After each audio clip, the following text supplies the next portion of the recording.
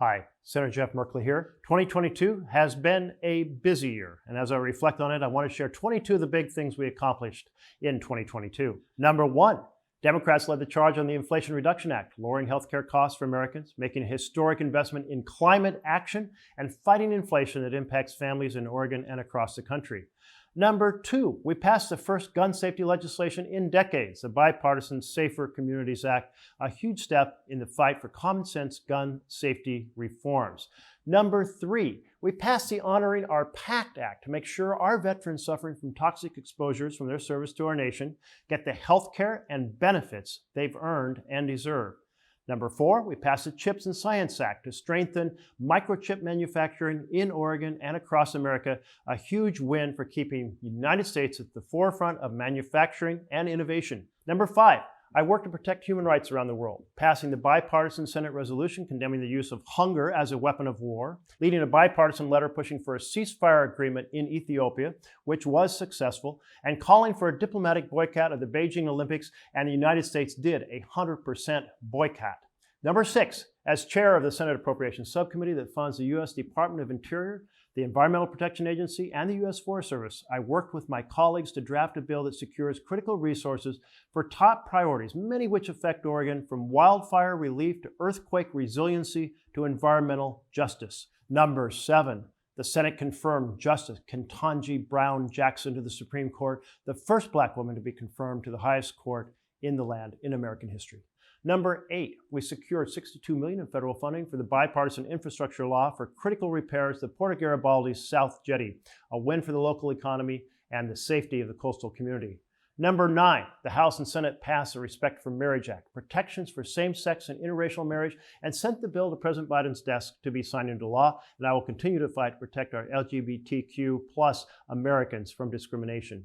Number 10, we passed the PUMP Act, which will enable 9 million American women to be able to go back to work and pump breast milk when they return to work after having a child. It's a huge victory for the health of the woman and the health of the child.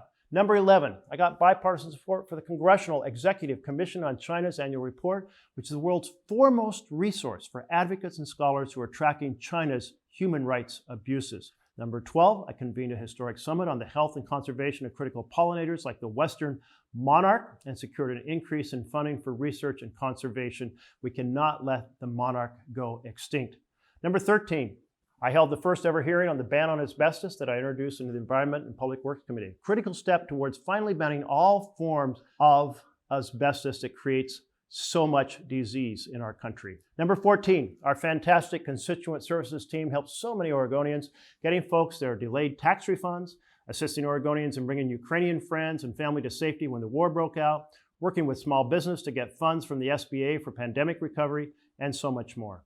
Number 15, electric school buses started rolling out in Salem, and I worked to secure EPA grants from the bipartisan infrastructure law to help get electric buses on the road in the Banks and Prospect school districts, a win for curbing pollution and keeping kids healthy. Number 16, I secured funding for nearly 150 Oregon community-initiated projects in 2022, the second most in the whole country, including $2 million for the new Hope Plaza in the Center for Hope and Safety in Salem, $2 million to support food distribution at the Community Action Program of East Central Oregon, $5 million for the Rogue Valley and Medford irrigation districts to help our limited water resources go further, and about another 144 projects on top of that. Number 17, I helped secure RAISE grants, those are infrastructure grants, for projects around the state. The McGilchrist Complete Streets Project in Salem, the earthquake-ready Burnside Bridge in Portland, the Beaverton Downtown Complete Loop in Beaverton. And number 18, I worked with the Department of Agriculture to secure a $52 million purchase of Pacific Northwest seafood products, a win for supporting Oregon's seafood industry and for the coastal economies that depend on it. Number 19, my office launched our participation in the Veterans History Project in conjunction with the Library of Congress, American Folklife Center, an opportunity for Oregon veterans and Gold Star family members to share the stories of their service with the generations to come. Number 20, 37 years ago, the Hatfield Peace Tree was planted by Oregon's own Senator Mark Hatfield to stand as a beacon for world peace. I started my career in public service as his intern, and I'm proud to commemorate his commitment to peace with a plaque placed on the tree this year. 21. $26 million in bipartisan infrastructure law funding was delivered to communities across the Klamath Basin for urgently needed drought relief. Number 22, we doubled the size of the Collaborative Forest Landscape Restoration Program, secured federal funding for a lot more forest management, and for 5 collaborative forest projects around Oregon, including a project in the Rogue River Basin, which will improve forest health and reduce wildfire risk. And those are just 22 of the things we've done in this year. None of this would be at all possible without my incredible staff and without all of you.